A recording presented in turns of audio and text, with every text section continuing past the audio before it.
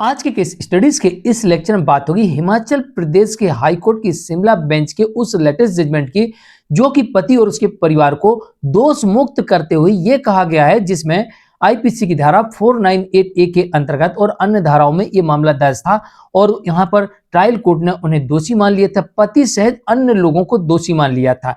तो कोर्ट ने यह कहा साफ तौर से इस मामले में कि केवल उत्पीड़न सकारात्मक कृत्य के बिना अपराध नहीं माना जा सकता।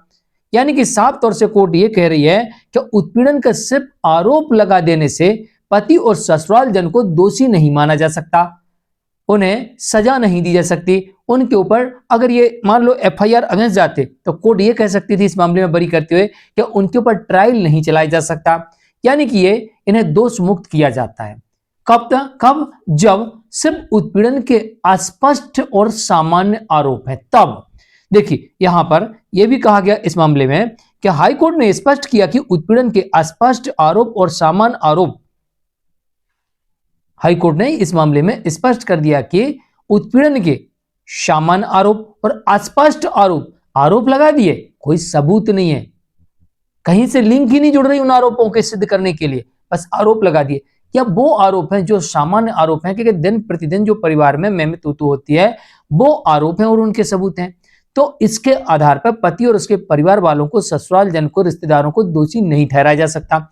इसके पहले भी हमने कई जजमेंट्स बताए जिसमें सुप्रीम कोर्ट ने एक जजमेंट दिया था और उसमें साफ तौर से लिखा हुआ था डे बाय डे यानी दिन प्रतिदिन होने वाली परिवार में ऐसी घटनाएं जो सामान्य तौर पर होती हैं, इसके आधार पर पति और उसके परिवार को, रिश्तेदारों को दोषी नहीं माना जा सकता और उन्हें दंडित नहीं किया जा सकता। तो चलिए आज के इस स्टडीज के इस लेक्चर में आपके समक्ष हिमाचल प्रदेश हाई कोर्ट के शिमला बेंच का लेटेस्ट जजमेंट रखेंगे और इसमें भारतीय साक्ष्य अधिनियम की धारा 113A का भी जिक्र किया गया है, इसके बारे में बताएंगे। और यह मामला दर्ज होता है आईपीसी की धारा 498A और अन्य धाराओं के अंतर्गत।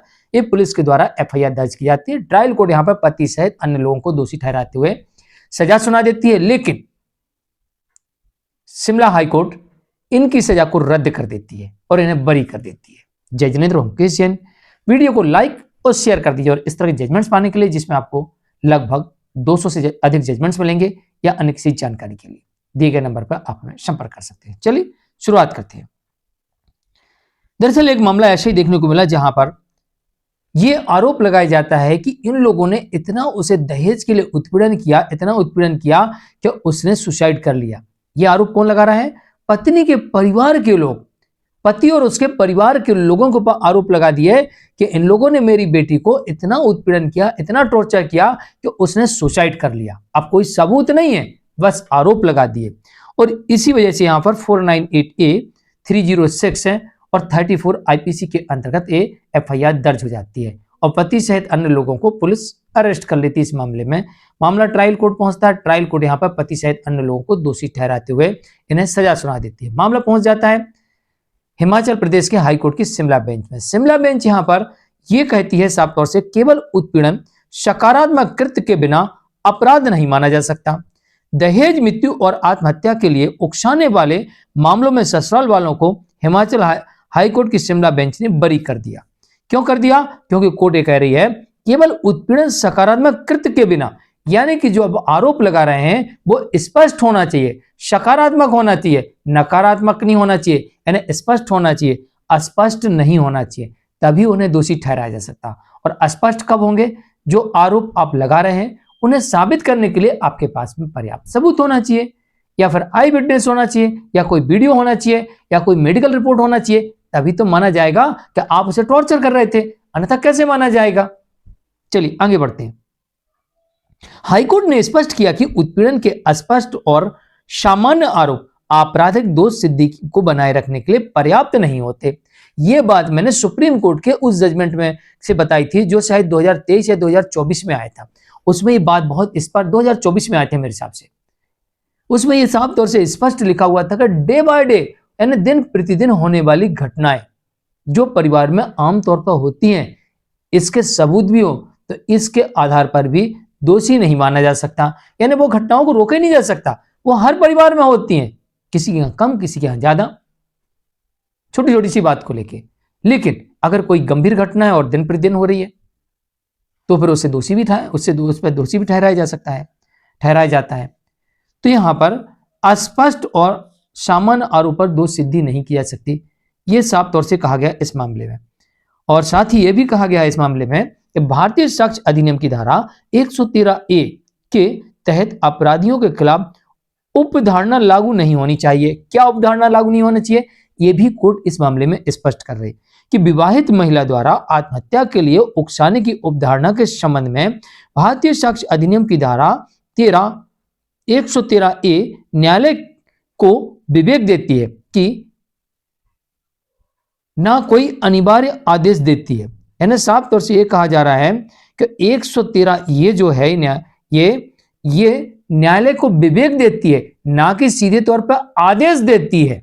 ऐसा न्यायालय खुद कह रही इस मामले में कि जो भारतीय साक्ष्य अधिनियम की धारा है, इस मामले को निपटारे के लिए वो इस धारा को पढ़ने के बाद अपने विवेक से उसमें निर्णय ले सकती है, ना कि यह धारा न्यायालय को आदेश कर रही है कि आप आदेश कर दो। ऐसा आदेश नहीं कर रही है, न्यायालय कह रही हमें विवेक देती है धारा, हम इसको पढ़ने के बाद अपने विवेक का इस्तेमाल कर सकते इस केस में कि हमको क्या सजा सुनानी है, कि बरी करना है। ये कह रही कोर्ट ये नहीं कह रही कि धारा ये पढ़ने के बाद ये धारा मुझे ये नहीं कहती कि इनको जेल में डाल दो, कि बरी कर दो, ऐसा नहीं कह रही। ये धारा कह रही कि आप अपने विवेक से आदेश करिए इसको पढ़ने के बाद। तो विवेक देती है, ना कि आदेश देती है। 113A एविडेंस एक्ट की सेक्शन है। साथ में यह भी कहा गया इस मामले में कि विवाहित महिला द्वारा आत्महत्या के लिए उकसाने की अवधारणा के संबंध में भारतीय साक्ष्य अधिनियम की धारा 113A न्यायालय को विवेक देती है, ना कि कोई अनिवार्य आदेश देती है। अतः कोर्ट ने कहा कि अभियोजन पक्ष पहले क्रूरता या उत्पीड़न के आधार संदेह से परे साबित करना होगा।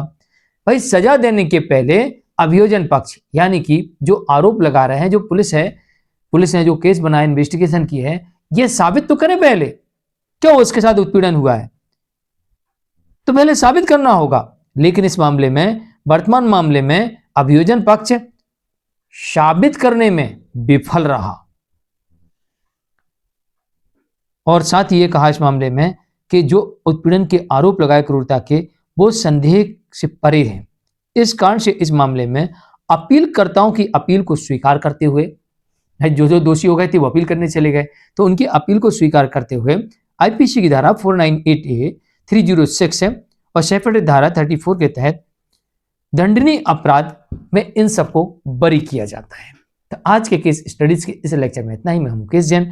जजमेंट आता है हिमाचल प्रदेश की शिमला बेंच से, जिसका क्रिमिनल अपील नंबर है 528। 2012 में अपील दायर की गई थी। आदेश आता है 1 जनवरी 2026 को। मैं हूं मुकेश जैन। आज के लिए इतना ही। नमस्कार।